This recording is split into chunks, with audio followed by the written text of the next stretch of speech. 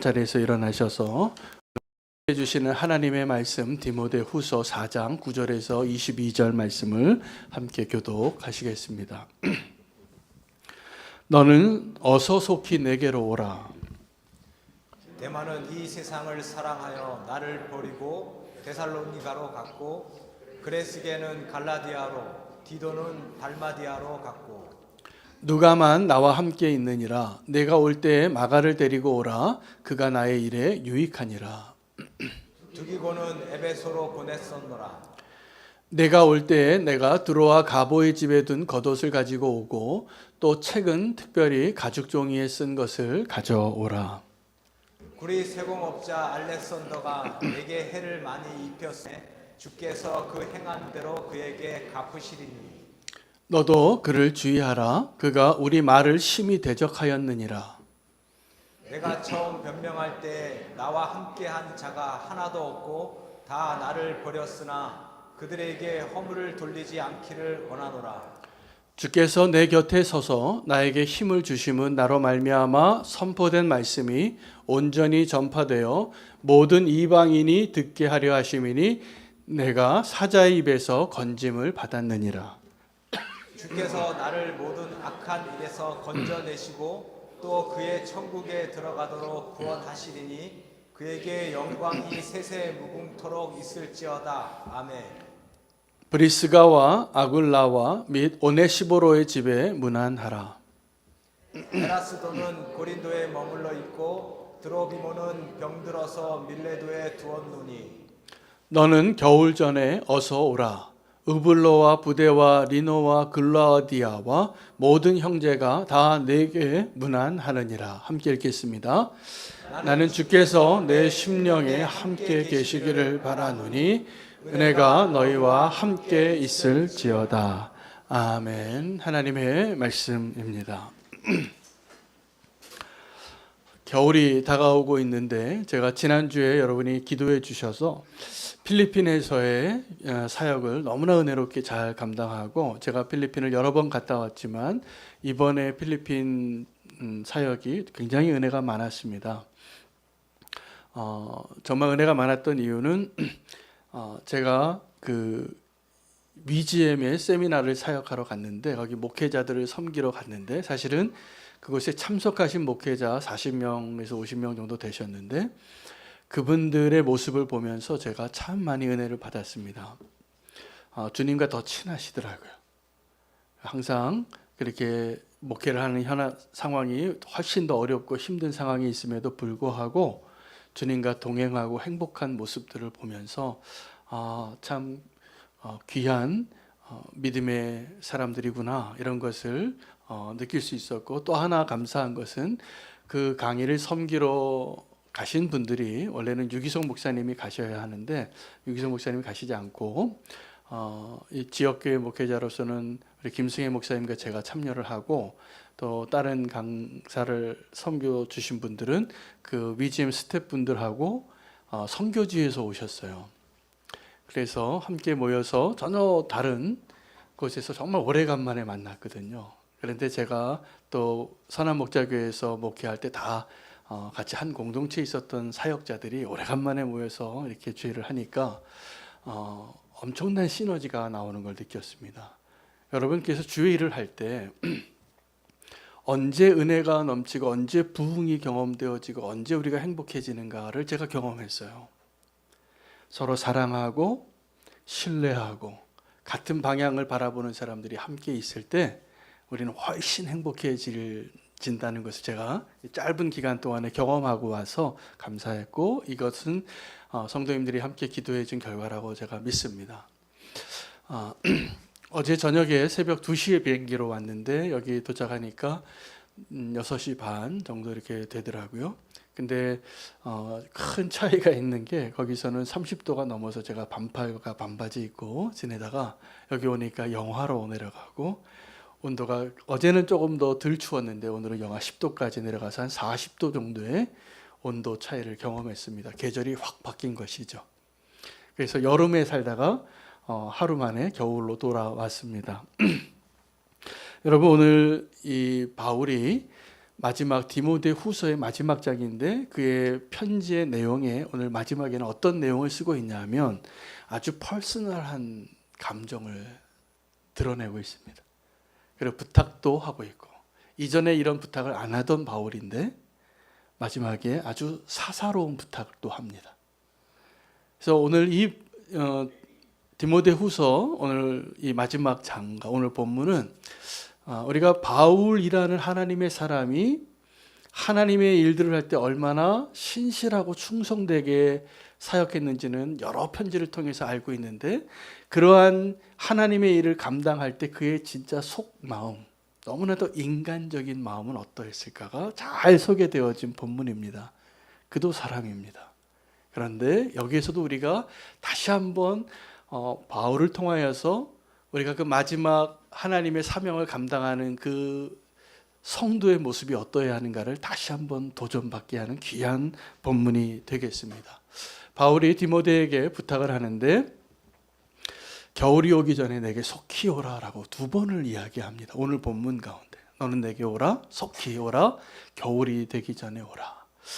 여러분, 계절이 바뀐다는 것은 우리가 그 계절에 맞게 옷이 바뀌잖아요. 제가 반바지 입고 있다가 오다 보니까 이 외투가 필요하더라고요.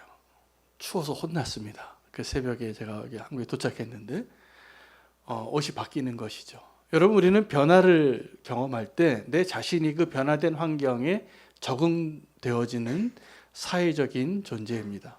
환경에 적응하게 되고 사람에 적응하게 되고, 근데 이 계절이 바뀔 때 우리가 이 변화를 별로 원치 않고 우리는 내가 익숙한 대로, 내가 잘하는 대로, 내가 준비되어진 대로 살면 좋겠는데, 이 세상에 변화되어지는 것들, 또 내 안에서 내가 변화되어지는 것들 때문에 우리는 편안하게 살지 못하게 되어 있습니다.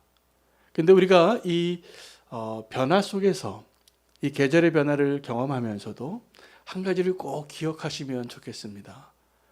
우리가 경험하는 이 계절의 변화, 상황의 변화, 사람들의 변화, 내 자신의 변화, 이 모든 것들 뒤에 변하지 않으시는 한 분이 계시다는 것입니다. 여러분, 계절이 변하는 것이, 여러분 지금 겨울이 찾아왔는데 이제 몇 달 지나면 봄이 올 것을 믿으십니까? 봄이 올까요? 어떻게 이렇게 믿으세요? 봄이 오는 거. 우리가 하나님을 안 믿는다고 하는 사람들이 많은데 봄이 오는 건 믿더라고요. 놀랍게도 우리 조상들이 대대로 절기에 이름을 붙였는데 그 절기가 오면 수백 년, 수천 년이 지났는데 그때 오면 그때부터 꼭 추워지고 찬바람이 들고 꽃이 피기 시작하고 다시 계절이 바뀌고 정확합니다. 왠지 아십니까? 하나님이 정확하게 운행하고 계시기 때문이에요.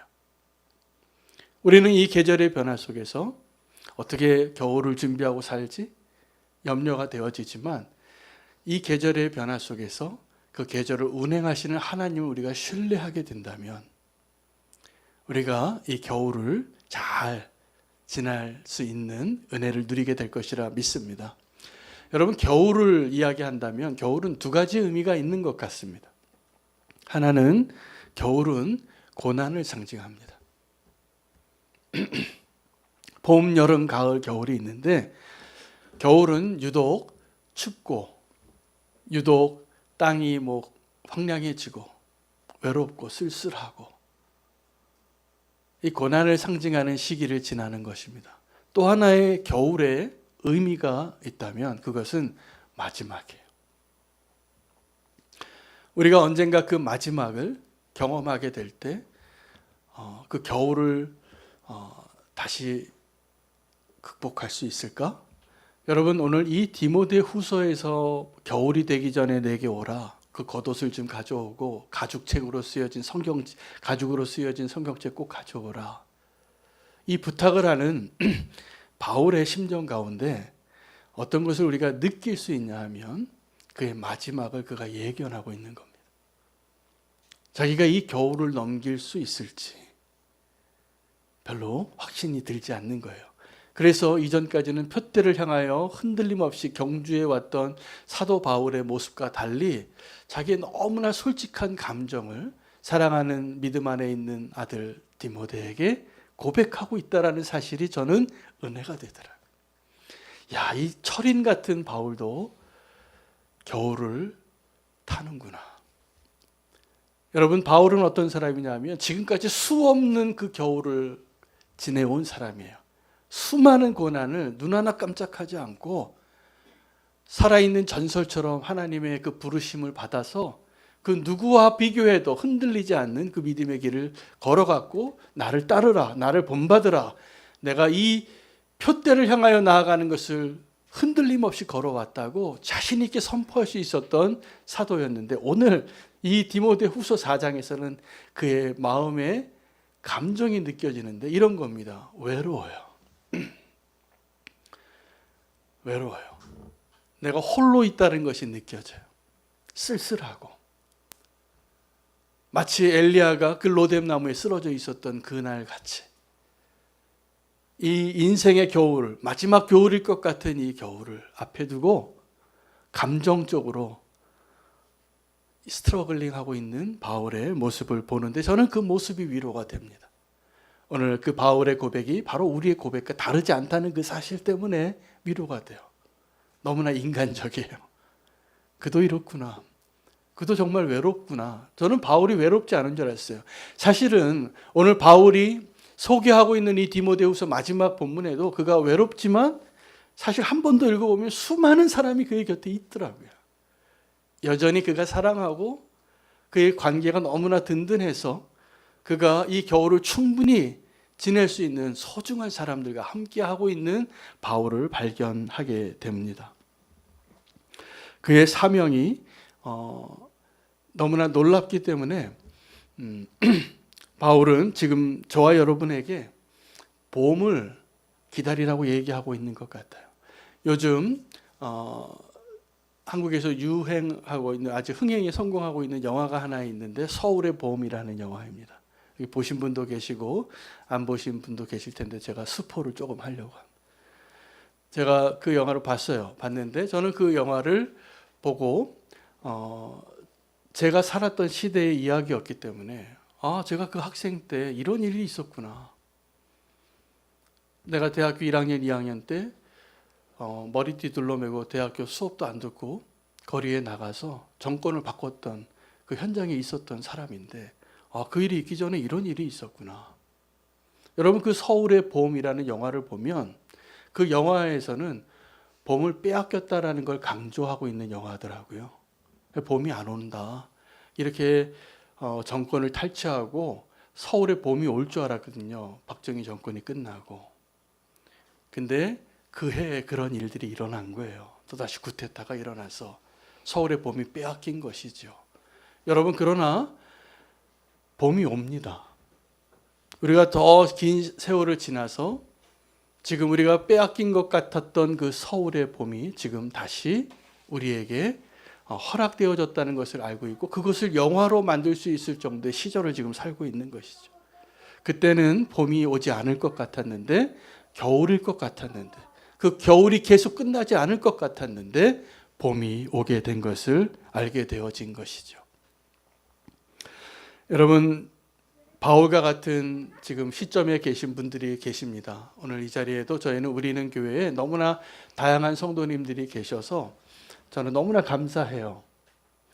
오늘 이 자리에도 장로님도 계시고 또 그 믿음의 선배 되시는, 또 신앙의 시니어 되시는 분들이 많이 계시고, 또 우리 오늘 왔다가 간 우리 새싹 다비시 같이 지금 막 인생을 걸음마하는 그런 우리 손녀 손자도 있고, 여러분, 어떤 사람은 그 인생 가운데 지금요 겨울 같은 계절을 보내고 계시는 분들이 계십니다. 너무 황량하고 춥고 외로워요. 너무나 힘들고 뭐 사업을 하는데 잘 안 돼요. 내 관계가 너무나 힘들어요. 겨울이에요. 그 겨울을 보내고 계시는 분이 계시는가 하면 어떤 분들은 지금 꿈꾸는 봄을 맞이하는 분도 있습니다. 우리 한 공동체 안에.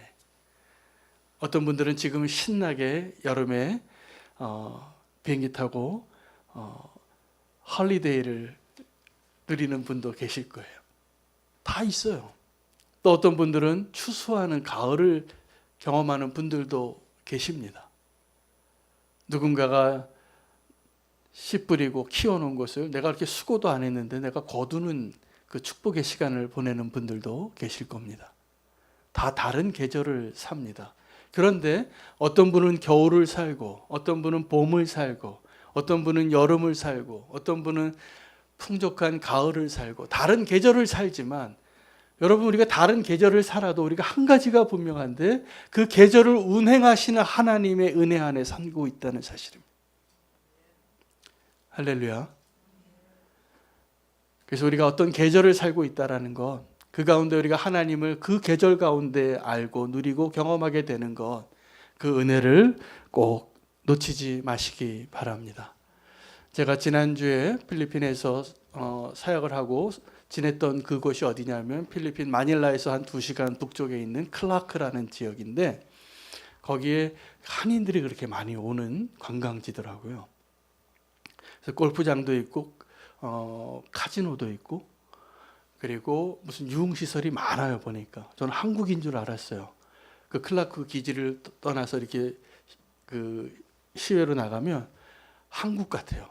한국 간판이 한 몇 킬로로 쫙 이어졌어요. 나중에 알고 봤더니 그곳이 바로 그 넷플릭스에서 요새 영화를 만든 카지노라는 영화가 만들어진 배경이래요. 거기서 녹화를 하기도 했대요. 차모식이라는 사람이 거기 있었대요. 그래서 거기에서 그런 배경에 있는 곳에 세미나 장소가 있어서 이렇게 다녀오면서 지냈는데, 제가 매일 아침에 그 세미나 장소를 이동하면서 한 교회에서 걸어놓은 현수막을 봤는데, 그 기간 내내 그 말씀이 묵상이 됐어요. 그 카지노 거리에, 그 한인 유흥가 거리에, 환락의 도시예요. 그 거리는. 그런데 한 교회가 현수막을 딱 붙였어요. 인생의 목적은 행복이 아니라 거룩입니다. 잘 안 어울리죠? 그 카지노 거리에. 근데 교회가 그것을 붙여놓고 거기에 있는 사람들에게 메시지를 전하고 있어요. 저는 오늘 바울이 인생의 겨울을 지나고 있으면 자기가 마지막에 자기의 그 연약함과 그 아픔을 다 고백하면서 저와 여러분에게 인생의 사명이 무엇인지를 깨달으라라고 말해주고 있는 것을 발견합니다.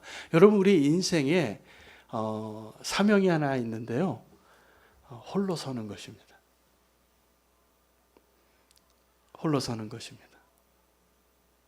내가 홀로 서는 것을 통하여서 하나님을 보게 되고, 또 내가 누군가를 사랑할 수 있는 힘을 얻고 이해할 수 있는 그 은혜를 경험하게 될 것입니다.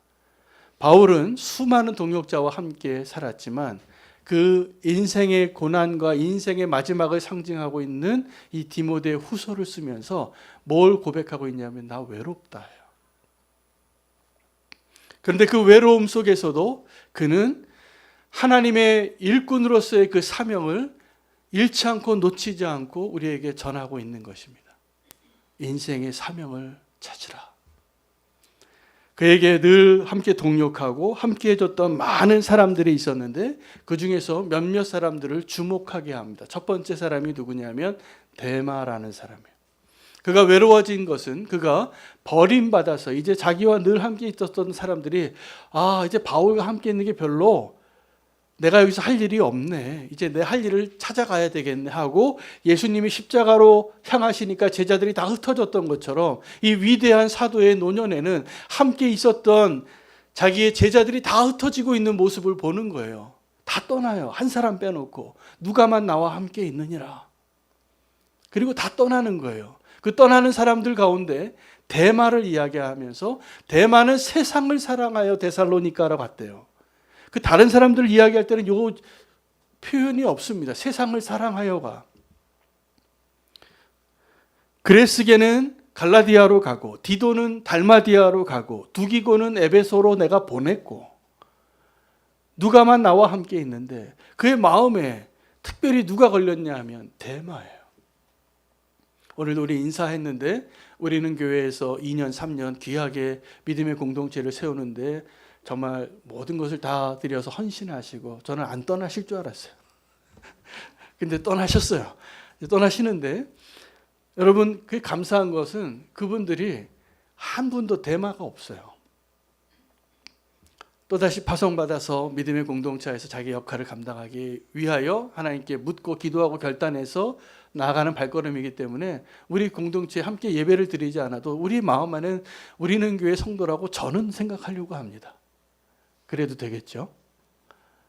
우리가 주 안에 있으니까. 그런데 대만은 어떤 사람이었냐면 세상을 사랑해서 주를 떠난 거예요. 이건 정말 마음이 아픈 일이에요. 바울은 그 대마 때문에 마음이 무너지는 것을 제가 느껴요. 만약에 우리는 교회 성도님들 가운데 대마와 같이 세상을 사랑해서 교회를 떠나고 있다. 저는 정말 잠이 안 올 것 같아요. 솔직히. 만약에 우리 교회 이렇게 섬기다가 제가 좀 마음에 안 들어서 옆에 있는 다른 교회 가다 이건 괜찮아요. 뭐 그럴 수도 있죠. 제가 연약하니까. 뭐 그럴 수도 있어요. 그러나 대마와 같이 세상을 사랑해서 주님을 떠났다. 이것은 가룟 유다를 향해 안타까워하던 예수 그리스도의 마음과 똑같아요. 제자들이 있는데 예수님만 알아요. 이 중에 지금 나를 팔 자가 있다는 것을. 너희 가운데 한 명이 나를 팔 것이다. 제자들이 수군거리죠. 누구야? 누굴까? 그때 가룟 유다인지 몰랐습니다. 아무도. 예수님만 알아요. 지금 함께 있어도 가룟 유다와 같은 자가 있다는 것이 얼마나 예수님이 마음이 아프셨겠어요. 12명 선택해서 제자 삼았는데 내가 너무나 택해서 도저히 배신하지 않을 만한 사람 가운데 한 명이 나를 배신하는 게 시나리오예요. 그 길을 간다고 하니 얼마나 안타까워요. 바울은 대마를 보고 예수님의 마음을 이해하게 됩니다. 세상을 사랑해서 떠난 대마. 대마와 같았던 사람이 이전에 있었습니다. 바울의 동역자들 가운데 마가라는 사람이에요. 부잣집 아들인데 처음에 바울과 바나바가 그 1차 전도 여행을 갈 때 동행합니다. 그가 그때 잘 동행을 마쳤다면 디모데 같은 사람이 됐을 거예요. 그러나 그는 좋은 믿음의 집안에서 자랐지만 자기가 너무나 의지가 약한 사람이었기 때문에 고난 앞에서 쓰러져요. 포기해요. 돌아가요. 이제 두 번째 선교의 여정을 가야 되는데 그 사람을 데려가야 되느냐 말아야 되느냐 가지고 바울과 바나바가 심히 다투어서 바울이 바나바랑 보지 않을 정도로 그런 사람이 마가였는데 오늘 이 디모데 후서에 바울이 누구를 데려오라고 부탁하냐면 이 마가를 좀 데려와 달래요. 그게 마지막 소원이에요. 자기가 실패했던 사람, 자기가 품어주지 못했던 사람, 그를 품고 싶은 거예요. 그가 이 자리에 유익하다. 여기 이 표현을 보면 바울이 그 전에 마가를 버린 이유가 나와요. 그가 무익하다고 여겼기 때문에. 그가 이 공동체를 어지럽히는 사람이라고. 어려운 사람이라고. 여러분 믿음의 공동체 안에 여러분을 어렵게 하는 사람이 있을 겁니다. 그 하나님의 계획입니다. 그 사람이 있는 게 축복이라는 것을 제가 목회하면서 배워요. 어떤 분에게 내가 다 나랑 친한 사람들하고만 지내면 행복할 것 같죠? 아마 행복할 것 같지만 그 행복이 얼마 가지 않을 겁니다. 우리는 너무나 개성들이 강해서 같이 있는 게 힘든 존재들이에요. 그래서 누군가가 나를 좀 어렵게 하는 사람이 있는 것, 한 번만 이렇게 생각해 보시고 그게 은혜라는 것을 깨닫게 되는데 저렇게 내가 보기에는 미성숙하고 저렇게 예수님 믿는 사람 같지 않은 것 같은데 놀랍게도 그 사람이 예수님을 사랑해요. 내가 도저히 사랑할 것 같지 않은 그 사람이 이것보다 놀라운 은혜가 어디 있습니까? 내 눈에는 힘들지 모르지만 내 눈에는 합격할 수 없는 사람이지만 하나님의 계획 안에는 하나님이 그 사람을 위하여 죽은 소중한 영혼이에요. 근데 그 사람이 나와 함께 하는데 내가 견디기가 어려워요. 떠나야 됩니까? 그 사람 때문에? 아니면 그 사람을 내쫓아야 됩니까? 그러시면 안 돼요. 그 사람과 함께 있는 것이 하나님의 뜻이에요. 함께 있는 것이. 그래서 바울은 이 데마 때문에 마음이 무너지는 거예요. 함께 있다가 사실은 바울이 너무나 의지하고 사랑하고 여전히 붙잡고 싶었던 제자였는데 그가 세상을 사랑해서 데살로니가로 갔다는 것을 알아요. 저는 정말로 우리는 교회 안에 그 한 분의 성도님이라도 데마가 없었으면 좋겠어요. 제가 이 바울의 심정이 이해가 되어요. 뭐 옆에 있는 교회 가는 거 그것도 괜찮아요. 믿음을 떠나는 것을 보는 것은 정말 마음이 무너지는 거예요. 요즘 한국에 가난한 성도가 많아집니다. 다 데마같이 되지 않기를 바라는 마음으로 우리는 교회에서 온라인 교회도 시작한 거예요. 그 공동체에 누군가가 힘들어서 떠나기 싶은 분이 있으면 여기에서라도 신앙생활을 좀 하십시오.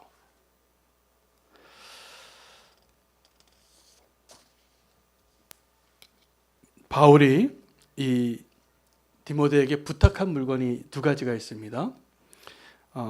겉옷과 가죽책이에요. 사실 그때 당시에 이 가죽책은 굉장히 고가의 물건입니다. 지금 우리가 뭐 한 몇만 원 주면 살 수 있는 이런 성경책이 아니라 가죽에다 쓴 성경책은 비싼 책이에요. 거의 찻값에 해당하는. 굉장히 고가죠. 그래서 노년에 이제 바울이 힘드니까 이제 좀 좋은 것을 좀 갖고 싶어 하는가 보다.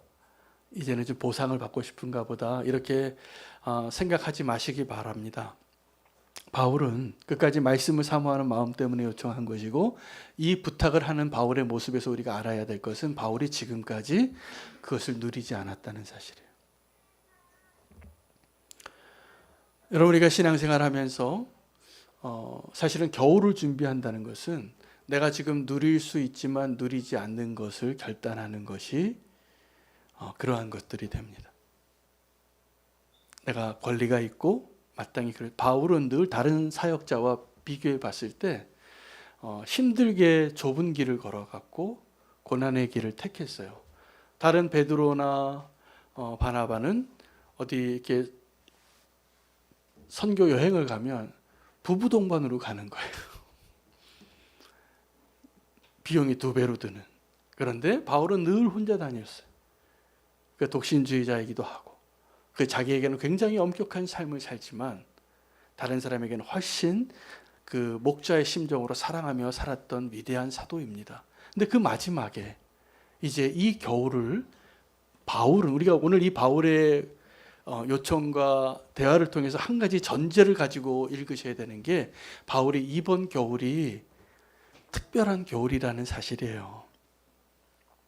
이번 겨울이 마지막 겨울이라고 자기가 알고 있는 거예요. 그래서 그 마지막을 예측하면서 내가 보고 싶은 사람이 있다라는 거예요. 그게 마가였고 그게 디모데. 너는 좀 속히 와라. 여러분 바울이 마지막에 보고 싶었던 그 디모데, 우리는 주님 앞에서 마지막에 보고 싶어하는 디모데가 되어지는 그 축복을 놓치지 마시면 좋겠습니다. 마지막 때 주님이 찾으시는 그 한 사람. 여러분 이 겨울은 세상적으로 종말일 수도 있고 이 바울이라는 한 인생의 한 사람의 겨울, 마지막 겨울이고 또 우리가 맞이할 그 마지막 의미의 그 겨울 가운데 주님은 우리를 사랑하셔서 너의 그 마지막이 찾아오기 전에 내게 속히 오라. 그렇게 신뢰하고 보고 싶었던 디모데가 되어질 수 있는 저와 여러분 되시기를 축복합니다. 세상을 사랑하여 위대한 사도의 품을 떠났던 데마와 마지막에도 내가 너 얼굴 한번 보고 죽고 싶다. 이 고백이에요. 여러분 성도님들 가운데 이제 정말 위독해서 병원에서 준비하시라 그러면 가족들이 형제자매 다 연락해서 모이는 일들을 한두 번씩 다 경험해 보셨을 겁니다. 제가 목회를 하면서 배운 게 있는데 그게 한 3번, 4번은 지나야 진짜 가세요. 첫 번째 준비하시라 그러면 또 하나님의 은혜로 또 살아요. 그런 경우가 많아요. 근데 그 마지막에 정말 한번 보고 싶은 얼굴, 바울에게 있어서 정말 그 마지막에 한 번 더 보고 싶었던 그 얼굴, 디모데였습니다. 주님은 우리에게도 그 마지막이 되기 전에 우리가 정말 한 번 더 보고 싶은 그 사람이 되기를 원하시고, 우리가 이 인생의 마지막 겨울을 준비하면서 잘 준비된 월동 준비를 하시기를 바랍니다. 버려야 될 것이 있다면 버리시고, 또 섭섭한 것이 있다면 오늘 16절 말씀을 기억하시기 바라요. 여러분, 우리가 준비해야 될 월동 준비가 있는데, 제가 군에 있을 때 월동 준비를 할 때 저는 포병으로 전방에서 근무했는데, 제일 힘든 군 부대 훈련이 뭐냐면 겨울 훈련이에요. 겨울 훈련 때 어떻게 훈련을 받냐면 그냥 버티는 훈련을 합니다. 뭘 버티냐면 추위를 버티는 훈련을 해요. 그래서 이 건강한 사병들이 자기 개인 소재로 이렇게 우비같이 쓰는 것을 하나씩 갖고 있거든요. 1인당. 그러면 땅을 관같이 파요. 추운 날. 영하 막 20도 30도 내려가는데. 그럼 한 사람의 판초이는 밑에 깔고 한 사람의 판초이는 위에 덮어 쓰고 둘이 같이 껴안고 밤을 지새는 거예요. 추우니까. 그게 월동 훈련이에요. 겨울 훈련이에요. 여러분, 겨울이 찾아오는데 우리가 누군가에게 의지하고 함께 하고 싶은, 함께 마지막에 보고 싶은 그 사람 되시기를 축복합니다. 주님이 오늘 저와 여러분에게 이제 이 겨울이 가기 전에 너는 내게 속히 오라. 주의 음성을 듣고 주님께서 일하시는 것을 기대하며 주님을 바라보며 이 겨울을 잘 준비하는 저와 여러분 되시면 좋겠습니다. 넉넉히 이겨나가고 다시 한번 그 봄을 보게 될 것이라 믿습니다. 함께 결단 찬양하고 봉헌 드리도록 하겠습니다.